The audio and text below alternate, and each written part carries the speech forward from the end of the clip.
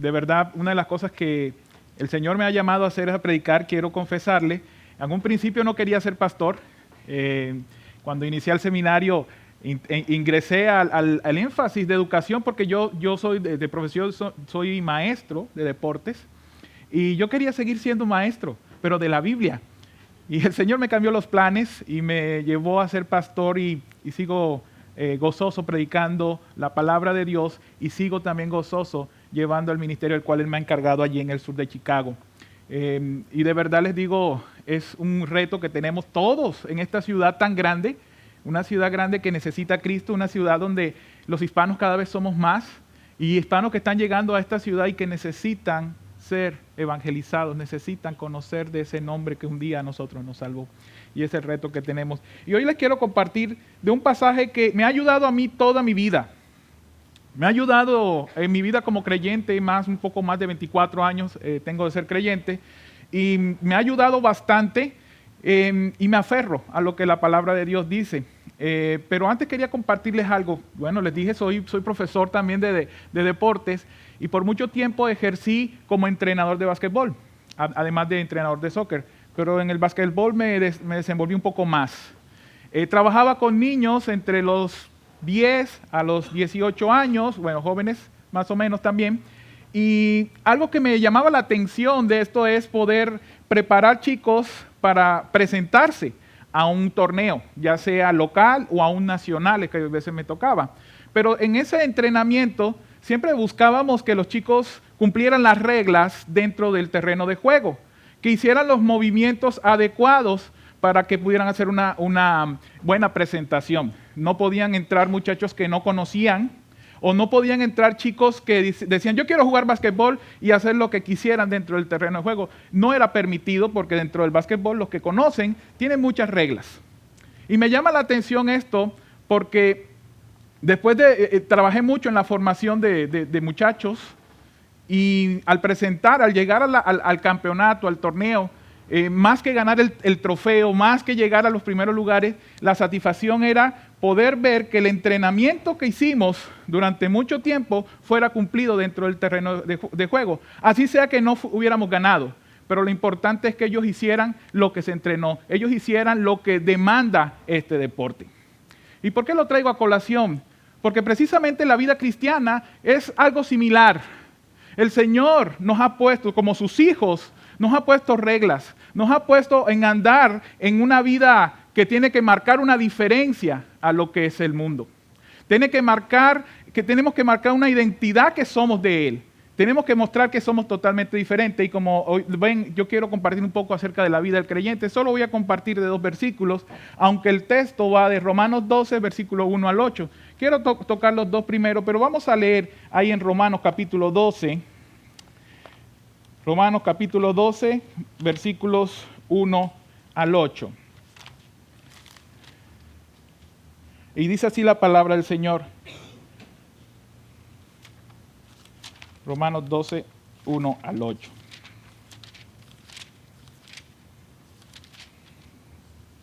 Así que, hermanos, os ruego por la misericordia de Dios que presentéis vuestros cuerpos en sacrificio vivo, santo, agradable a Dios, que es vuestro culto racional. No os conforméis a este siglo, sino transformados por medio de la renovación de vuestro entendimiento, para que comprobéis cuál sea la buena voluntad de Dios, agradable y perfecta. Digo pues, por la gracia que me es dada a cada cual que está entre vosotros, no tenga más alto concepto de sí que el que debe tener, sino que piense de sí con cordura, conforme a la medida de fe que Dios repartió a cada uno. Porque de la manera que en un cuerpo tenemos muchos miembros, pero no todos los miembros tienen la misma función. Así nosotros, siendo muchos, somos un cuerpo en Cristo y todos los miembros los unos de los otros. De manera que, teniendo diferentes dones según la gracia de Dios, según la gracia que nos es dada, si el de profecía, úsese conforme a la medida de fe, o si el del servicio, en servir, o el que enseña en la enseñanza, el que exhorta en la exhortación, el que reparte con liberalidad, el que preside con solicitud y el que hace misericordia con alegría. Es bastante interesante todo este capítulo 12, que nos muestra esa realidad del creyente. Siguiendo el capítulo, vamos a ver lo que es el amor. Pero me llama la atención por qué inicia con 2 versículos que debe cautivar la atención del creyente. 2 versículos que nos llevan a entender cómo quiere que Dios vivamos, cómo quiere Dios que nos presentemos delante de Él. No es una manera arbitraria como nosotros creamos, sino la manera como Dios quiere. Y lo quiero leer otra vez estos 2 versículos. Dice, así que hermanos, os ruego por la misericordia de Dios que presentéis vuestros cuerpos en sacrificio vivo, santo, agradable a Dios, que es vuestro culto racional. No os conforméis a este siglo, sino transformaos por medio de la renovación de vuestro entendimiento. Y lo que quiero ver es acerca del creyente y la consagración. Solamente vamos a tocar este punto, el creyente y la consagración, en estos 2 versículos. Presentar nuestras vidas en un sacrificio vivo, santo y sin práctica mundana es lo menos que podemos hacer delante de un Dios que entregó lo más preciado para lograr en nosotros una vida diferente. Hermanos, estamos con ese reto de vivir en correspondencia a lo que Dios hizo por nosotros. Él lo entregó todo, Él entregó a su unigénito Hijo para que muriera en la cruz por nuestros pecados y así vivir una vida diferente. Pero quiero hablar un poco del contexto.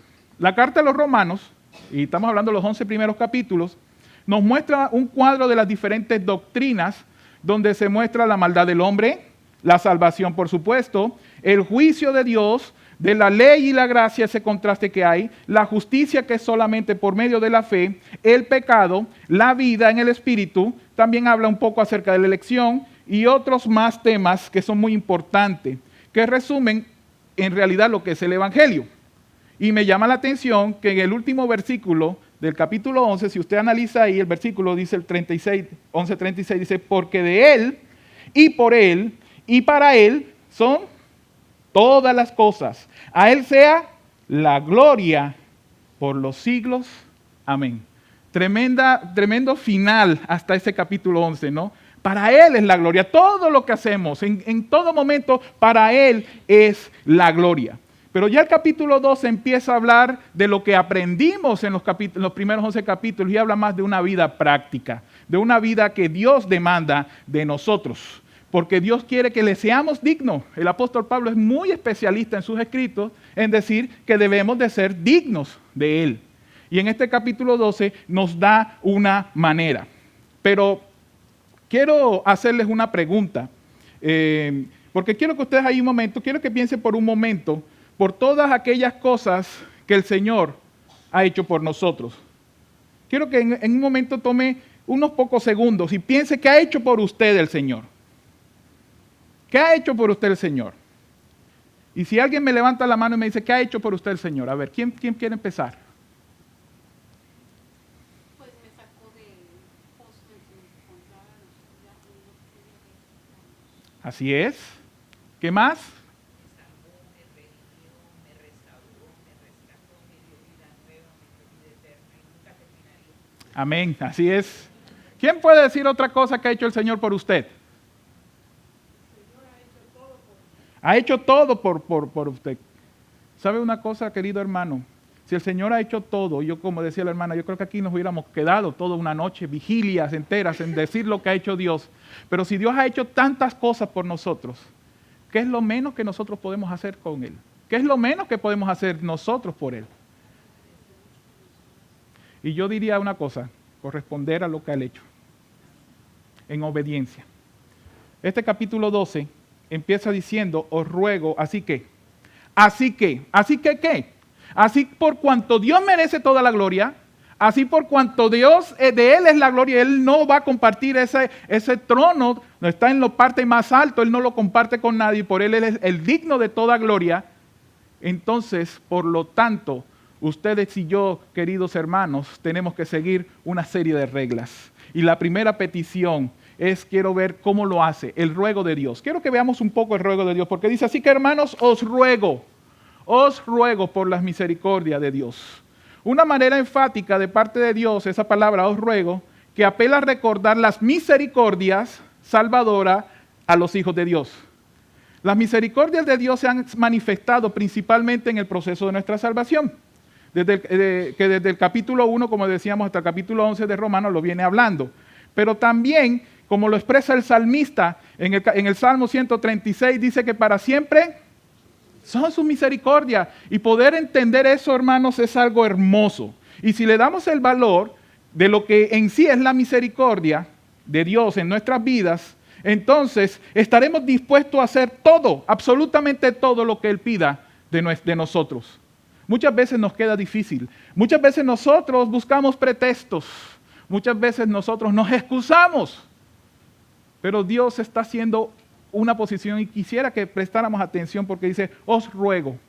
Y aquí no escuchemos y no veamos que es Pablo escribiendo, sino Dios diciendo, te ruego por mis misericordias, te ruego algo. Y cuando eso llega a mi mente, debe retumbar de mi mente a mi corazón algo, porque es algo que Dios está pidiendo de mí, el mismo que entregó a su Hijo allí en la cruz. Y eso me lleva a mí a un accionar. Ahora, cuando hablamos de misericordia, todos tenemos una frase bastante interesante, ¿no? Pues es que Dios, las misericordias de Dios son reveladas a nosotros, son mostradas a nosotros que Él efectivamente está teniendo un favor sobre nosotros. Él no nos está dando un pago que nosotros merecíamos por nuestros pecados, por nuestra culpa. Recordemos, todos somos culpables delante de Dios, pero Dios por su infinita misericordia, hoy somos lo que somos sus hijos. Así que teniendo en cuenta este inicio de lo que Él pide, tengamos en cuenta eso, hermanos. ¿Qué está diciendo Dios? La palabra ruego no es algo, quizás es una voz fuerte, es una voz que te invita a mostrar que te está pidiendo algo casi de rodillas. Una persona cuando dice, te ruego que me hagas eso, es casi humillarse. Bueno, en el caso de Dios quizás no es lo mismo, pero el punto que quiero llevarlos es que pensemos qué te está diciendo y la posición que Él adopta para decirte, quiero que hagas esto. Quiero que hagas esto. Y apela a esas misericordias que ha mostrado, no solamente en el momento de nuestra salvación, sino en el día a día. Hermanos, usted hoy no está aquí por mera casualidad. Usted está aquí por pura misericordia. Usted se levantó hoy por la misericordia de Dios. Usted no vive porque usted cree que es una persona fuerte, es una persona que tiene buena salud. No, las misericordias de Dios son reveladas a nuestras vidas día a día. Usted está trabajando día a día porque Dios por su misericordia le ha permitido todas estas cosas. Ahora, si Dios lo ha hecho, ¿qué viene de parte mía? Y es lo que yo quiero hacer el énfasis. Lo primero, porque Él dice, así que por las misericordias de Dios os ruego que presentéis vuestros cuerpos. Y lo primero que te va a pedir Dios es la manera como te debes de presentar delante de Él. La manera de presentarnos.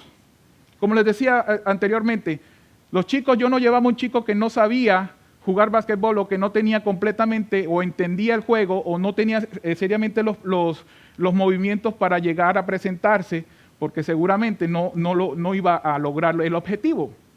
Bueno, pues Dios nos ha capacitado para que le entendamos y para que vivamos una vida diferente. Por eso sí estamos capacitados para vivir lo que Él quiere. Cristo se presentó a sí mismo, puro y sin mancha delante del Padre, para hacerse sacrificio por nosotros, para que así sigamos el ejemplo de cómo presentarnos delante de Dios. Y yo quiero que tengamos en mente ahora es la forma como Cristo se presentó. Dice que en Él no se halló pecado, ¿pero qué? Por nosotros se hizo pecado. Su vida pura, limpia, allí en la cruz del Calvario. Contemplémoslos en este momento, hermanos. Ese es el ejemplo perfecto de cómo usted y yo nos debemos presentar delante de Dios. Y la petición que te está haciendo es cómo sus hijos deben de presentarse delante de Él. Pero es importante ver que aunque no estamos hablando, porque aquí dice, os ruego por la misericordia de Dios que presentéis vuestros cuerpos en un sacrificio vivo, no está hablando de un sacrificio literal. Sino nos lleva a pensar en el mismo sistema sacrificial del Antiguo Testamento que Dios demanda del pueblo de Israel. Y es importante notar que cuando se empieza con estos sacrificios, es Dios quien explica la manera cómo debía hacerse el sacrificio. Era Dios que le explicó al pueblo la manera como se debía presentar el sacerdote. Él explicaba y dio todos los detalles sabidos y por haber para que ese sacrificio al final pudiera ser de olor fragante al mismo. Pero ¿sabe qué pasó inmediatamente de que Dios dio esas instrucciones? No sé si ustedes escucharon la historia de los hijos de Aarón. estos hijos de Aarón un poco inquietos, ellos ofrecieron a Dios un fuego que Dios no pidió, y quizás ellos dirían, pero no está mal, dice la palabra de Dios, ofrecieron fuego extraño a Dios, y ellos en su conciencia dirían, no, no está mal, Dios lo que quiere es que le hagamos sacrificio, Dios, le vamos a sacrificar lo que yo quiero. ¿Y qué fue lo que sucedió? ¿Se acuerdan la historia? Fueron consumidos. Cayó fuego del cielo y fueron consumidos. Imagínense, hermano. Perdón, hermano, que haga esta pregunta fuerte. ¿Qué tal si Dios actuara hoy en día así? Yo creo que el primero que estaría consumido fuera yo. Es interesante poder ver estos principios que nos llevan a entender qué es la importancia de Dios. Si Dios dice háganlo así, debemos hacerlo así. Querido hermano, cuando tú te presentes delante de Dios, no es la manera como tú creas que te debes de presentar. Queridos hermanos, la palabra de Dios nos lleva a entender que no se trata de la manera que yo diga, quizás vamos a tomar esa actitud. Bueno, Dios quiere que ofrezcamos así. En el Antiguo Testamento Dios te decía, el animal tenía que ser así, así, así, así. No, pero es que si el animal era de 1 año, yo lo iba a tener de 3 años. Y quizás era cojo. No, pero a la larga es un animal. Y Dios mira el corazón, porque ese es el punto de vista hoy del creyente. Dios mira el corazón.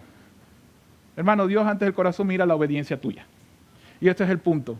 El punto principal no es tu forma, es la forma como Dios quiere que nosotros nos presentemos. Y una de las cosas que deja claro es que en lo que Él quiere de sus hijos, en cuanto a Dios, Él quiere que nos presentemos como ese sacrificio. ¿Cómo era el animal? Un animal que no tenía culpa. El sacrificio vivo te habla de eso. Un animal que iba sin mancha, sin defecto alguno, y se presentaba, el animal inocente se presentaba delante de Dios y era sacrificado. Bueno, hermanos, no vamos a ser ningunos sacrificados aquí, no tengan miedo. Pero la idea que Dios nos está diciendo es que como ese animal puro, delante de Dios nos presentemos de la misma manera. ¿Cómo es la manera que te presentas a Dios? Cuando vas a tu cuarto y vas a orar, cuando en tu tiempo libre y en el trabajo y tienes la oportunidad de orar y quizás leer la palabra de Dios, ¿cómo te presentas delante de Dios? Pero es que estoy enojado porque mi jefe me está dando más trabajo. Pero es que acabo de tener una pelea con mi esposa. Pero es que el pastor, no, ese pastor no. No estoy hablando de Leandro, otro pastor de otra iglesia. ¿Qué hay en tu corazón cuando te presentas delante de Dios? Recuerden, Jesús nos dio ejemplo y Él se presentó puro. Él se presentó sin mancha y sin pecado. Y la invitación es la misma, que nos presentemos de la misma manera. ¿Sabe qué es lo hermoso de esto, hermano? Porque aquí yo no estoy diciendo que entonces todos vamos a ser impecables, no vamos a tener pecado. La hermosura de todo esto es que si aún hay pecado, aún si estoy en problema con un amigo, con un hermano, con un familiar, con cualquier situación que eso lleve a tener mi pecado y que corten hasta temporalmente mi relación con Dios, Dios nos da la opción de la confesión del pecado para restablecer esa relación y así poderme presentarme como Él quiere. No como hizo este ejemplo. Y yo digo, la Biblia es tan hermosa, hermanos, que nos da no solamente ejemplos buenos, sino ejemplos malos para que no lo hagamos. Pero muchas veces nosotros seguimos los ejemplos malos. El caso de Nadab y Abiú, si usted lo quiere ver con detenimiento, lo encuentra allí en el libro de Levítico, en el capítulo 10. Ahora, muchas veces nosotros tomamos esa actitud. Hermanos, si hoy en día se está tomando un cristianismo tan suave, un cristianismo sin compromiso, y yo diría un cristianismo sin Cristo, que la verdad no existe. Hoy se está tomando todas las cosas tan a la ligera que escuchamos palabras como Dios mira las intenciones de tu corazón. Lo que hagas, hazlo, pero Dios mira las intenciones de tu corazón. No. Es que yo creo que así puedo hacer las cosas. O tomamos la actitud, es que Dios me hizo así y nadie me va a cambiar. Hermano, no. Esa es la actitud que muchas veces tenemos distorsionada la visión de Dios. Hoy precisamente hablaba con un hermano de la iglesia y venía teniendo algunas dificultades con su familia, porque él quería que a la fuerza acercar su familia a Dios. Y les hablaba y quizás el tono no era fuerte y la familia como que ya no quería escucharle, como que empezó a fastidiarse. Y me contó con mucho gozo, me dice, ¿sabes qué? Este fin de semana fui a orar, oré delante del Señor para ir a visitar a mi familia. Y había un evento. Y la tía decía, ¿vas a venir? Sí, tía, ¿puedo ir? Sí. Él fue. Y lo que me impresiona de poderle ver en él es que me decía, sentí tranquilidad. Los miré a la cara, pude hablar de cosas, pude mostrarle a Cristo, sin necesidad de ser exigente, sin necesidad de querer convertir a la gente. Y yo le decía, ¿sabes qué? Dios está obrando en tu corazón. Dios está transformando tu vida, que no es la manera como tú crees. El cristiano escoge dos extremos. El extremo legalista, donde siempre empiezan a haber prohibiciones en la Biblia, y yo quisiera que alguien me dijera si la Biblia te prohíbe algo. Yo no encuentro. Pastor Leandro, ¿tú encuentras que Dios te prohíbe algo? ¿Ah? Pero bueno, es que hay una cosa que prohibir una cosa es mandato a prohibición. Si prohibición es que el hombre, ¿qué hace mucho? No debes hacer esto, no toques, no comas. Y te exigen, ¿no? Y se convierte tanto del hombre que lo llaman, el mandamiento lo llaman ¿cómo? Prohibición. Bueno, aquí me está dando un mandato, ¿cómo me debo presentar delante de Dios? ¿Sí? Y me llama la atención, es cómo Dios quiere y demanda de mí. El otro extremo es hagamos lo que queramos. Yo puedo vivir como yo quiera. Yo me presento a Dios como yo quiera. Pues Dios a la larga mira mi corazón. ¿En dónde nos sentamos nosotros? ¿En lo que es el legalismo o la libertad? ¿O ser centrados en lo que Dios quiere de nosotros? Dios demanda de nosotros es a la manera de Él y no a la manera nuestra. Ahora, recordemos algo en cuanto a lo que Él mismo decía. Ahorita hablábamos que es por las misericordias de Dios. Damos gracias a Dios, como dice Lamentaciones, capítulo 3, 22, que por sus misericordias no hemos, ¿qué? Sido consumidos. Dios nos ha dado tanta oportunidad que por sus misericordias, que son nuevas cada mañana, no hemos sido, ¿qué? Consumidos por Él, como le sucedió a Nadab y Abiú. Necesitamos nosotros estar en sintonía con el Señor para saber qué quiere Él de mí, para que en realidad yo corresponda a lo que Él quiere. Ahora, ¿cómo es la manera de poder acercarnos a Dios? Ahí mismo en ese versículo 1 lo dice. En primer lugar, un sacrificio vivo se refiere a una persona que ha sido redimida por la sangre de Jesús. Efesios 2:1 dice, y Él nos dio vida cuando estábamos, ¿qué? Muertos en nuestros delitos y pecados.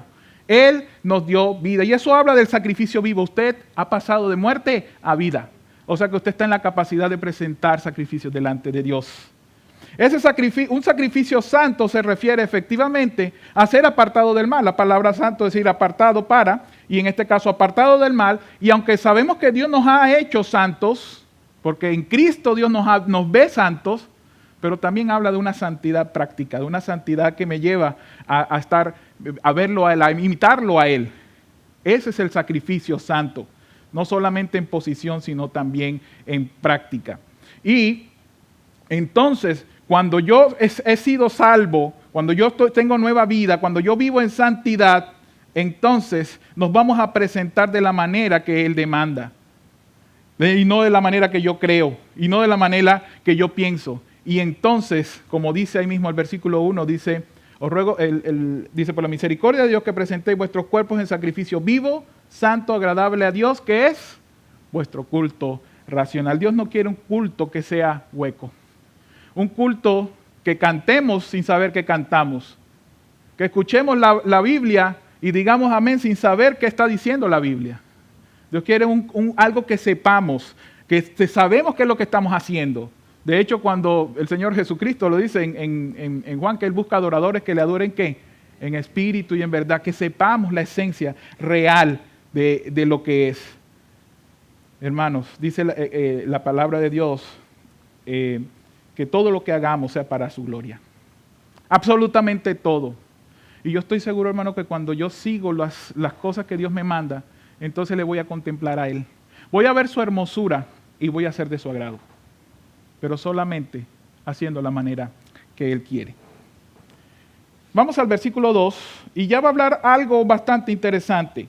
Y lo primero que nos dice en este versículo es que no nos amoldemos, no nos conformemos al mundo, no nos conformemos a lo que este siglo nos ofrece.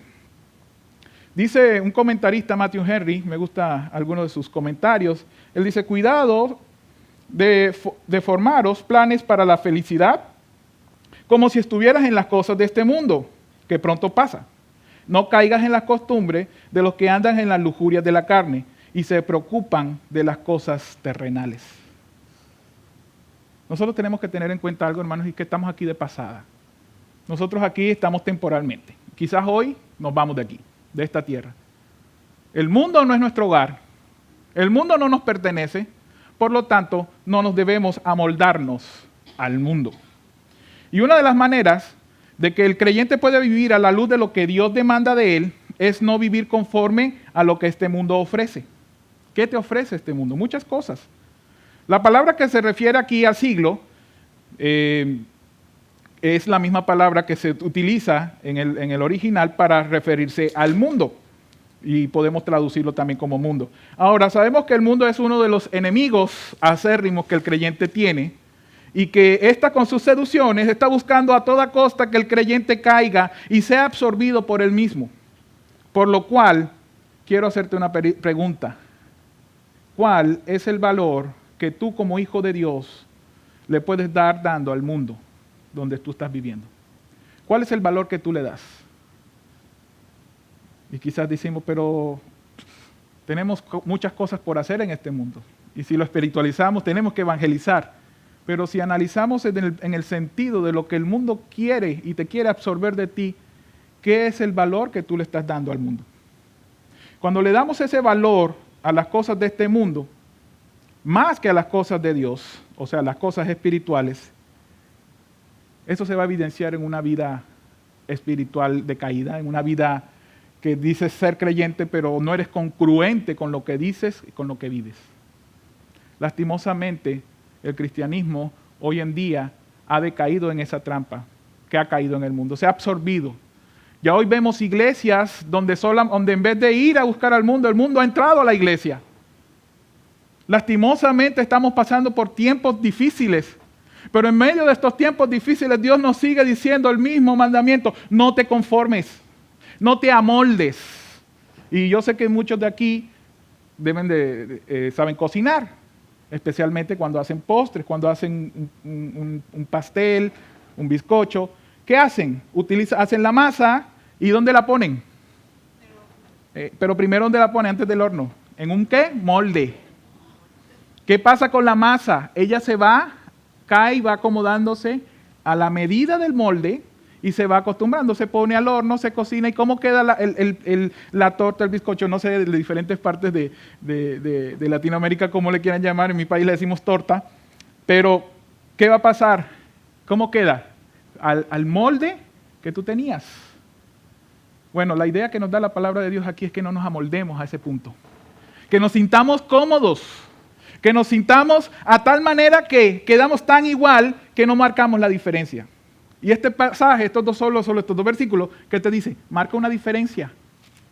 Marca una diferencia de lo que tú eres a lo que es el mundo.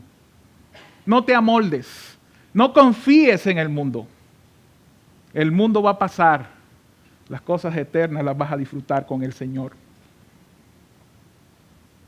Y quiero decirles que nosotros como cristianos no tenemos el título de cristianos porque sí. Porque muchas veces nos identificamos así. No, el cristianismo no es el tal grupo. No. Que se congregan en tal sitio. No, tampoco.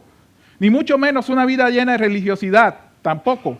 La vida cristiana se trata de Jesús y de una relación personal con Él que te lleve a la transformación de tu vida. Eso es ser cristiano. Relación personal con Cristo que te lleva a una transformación diaria. Si no contemplamos la belleza de Él, jamás van a ver y van a ocurrir esos cambios y le vamos a hacer agradable al Señor.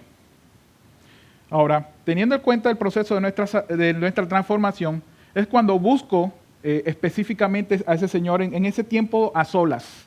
Esto no se trata de grupalmente ni familiarmente, esto es algo personal. Así que el Señor nos manda a no vivir amoldándonos, acostumbrando a este mundo. Y por último, es viviendo en la voluntad de Dios. Cuando yo no me conformo a la voluntad, cuando yo no me conformo a este mundo, Cuando el mundo es para mí es algo vano, cuando el mundo para mí pasa desapercibido y no le doy el valor que Él quiere que yo le dé, entonces va a ser un poco mejor en cuanto a mi vida con Dios y voy a entender lo que Él quiere para mi vida. Y quiero tocar este último punto y es viviendo en la voluntad de Dios. Ahí mismo el versículo 2 dice, no os conforméis a este siglo, sino transformaos por medio de la renovación de vuestro entendimiento para que comprobéis cuál sea la buena voluntad de Dios, agradable y perfecta. Como cristiano no hay nada mejor que estar en la voluntad de Dios. Esto solo se evidencia cuando vivo cerca a Él por medio de su palabra y la oración.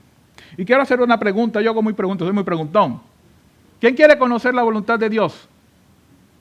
¿Ay, solo la hermana? ¿Quién quiere conocer la voluntad de Dios? Bueno, pues claro, todos queremos conocer la voluntad de Dios. Ahora, quiero hacerle otra pregunta. Le voy a hacer una pregunta y es, ¿la voluntad de Dios es agradable a mí? Ahí es donde está el problema, ¿no? ¿Por qué no es agradable a mí la voluntad de Dios muchas veces? Porque me estoy conformando en otras cosas antes de deleitarme con Él. Cuando yo me deleito con el Señor, cuando yo estoy gozando de esa relación personal con Él, entonces yo me voy a deleitar que la voluntad de Dios es agradable, es deliciosa, es saber y poder descansar en Él. Muchos cristianos hoy en día utilizamos la palabra si Dios quiere, si es la voluntad de Dios, pero la utilizamos como una frase de cajón nada más. Porque no estamos dispuestos a aceptar la voluntad de Dios en nuestras vidas. Porque nosotros cuando vamos a Dios en oración le pedimos, y muchas veces pareciera que le estamos diciendo a Dios o le estamos dando órdenes a Dios. Y es como si le estuviéramos torciendo el brazo a Dios. De ninguna manera. Si nosotros vamos a Dios en oración, Él te va a responder conforme a tu voluntad. Y eso es toda tu vida cristiana. Es vivir según la voluntad de Dios. Ahora, el conocer la voluntad de Dios, el vivir agradado, feliz en la voluntad de Dios es el resultado del versículo anterior, de lo anterior. ¿Cómo? Cuando me presento a Dios en un sacrificio vivo, santo, agradable a Dios. Cuando voy delante de Dios, cuando entiendo que Él es mi culto, que es el culto racional, entiendo verdaderamente y le doy el valor cuando no me amoldo al mundo. Entonces voy a poder entender verdaderamente esa voluntad de Dios. Pero lo vamos a expresar de la siguiente manera, que la voluntad de Dios se muestra en 3 direcciones. Él dice que la palabra de Dios dice que la voluntad de Dios es buena, es agradable y es perfecta. ¿Por qué es buena? Es buena porque se trata de los propósitos de Dios, que termina afectando mi vida. Recuerda que Dios quiere lo mejor para sus hijos. Hermanos, tenemos que estar agradecidos. Si Dios te dice no a tu petición, es porque Dios quiere algo mejor para ti. Y esto algo mejor no tiene que ver en lo absoluto de cosas físicas, de dinero, de prosperidad. No, Dios quiere lo mejor para ti y Él sabe que es lo mejor para ti. Por eso es buena su voluntad. La voluntad de Dios es agradable, porque Dios se agrada a sí mismo, hermanos. Es como el mismo sentido en el verso 1 de que Dios se agrada si nos presentamos como Él quiere. Su voluntad es agradable para Él mismo, pero también debe ser agradable para mí, en 2 direcciones. Y por último, la voluntad de Dios es perfecta, por la sencilla razón que Dios nunca se equivoca en lo que hace. Y permite en la vida de sus hijos. Jamás Él se va a equivocar. Dios no tiene un plan B. Las cosas de Dios son perfectas y punto. ¿Podemos descansar en eso? ¿Podemos descansar en saber que la voluntad de Dios es lo mejor para mi vida? Hay tantas cosas, hermanos, y tenemos muchos afanes en esta vida. Como les decía ahorita, el mundo nos atrae. El mundo quiere absorbernos. El mundo quiere que sigamos la corriente de andar de aquí para allá. Pero Dios tiene un plan mejor porque el plan de Dios es eterno. Y no tiene que ver con nada terrenal. Estamos dispuestos en medio de tiempos cambiantes, en medio de tiempos cada vez más difíciles, en tiempos donde el cristianismo se ve retado, en el tiempo donde se ve acorralado por tantas cosas. ¿Estás dispuesto a serle agradable a Dios? Pues ese es ser un cristiano. Eso efectivamente es la vida del creyente. No como nosotros creemos que esa es la vida del creyente. Tu vida tiene que estar centrada en lo que la Biblia dice y no en tus pensamientos. No en utilizar un versículo porque es el que más me gusta, los demás los desecho. No, en lo absoluto. Es vivir una vida que sea de agrado a Dios. Una vida que sea constantemente transformada. Y el reto está en vivir siéndole agradable a Él también. Yo me presento a Dios como Él quiere y no como yo quiero. Y quiero que tomes un tiempo allí, hermanos, pensando qué de ti es agradable a Dios y qué de ti no es agradable a Dios.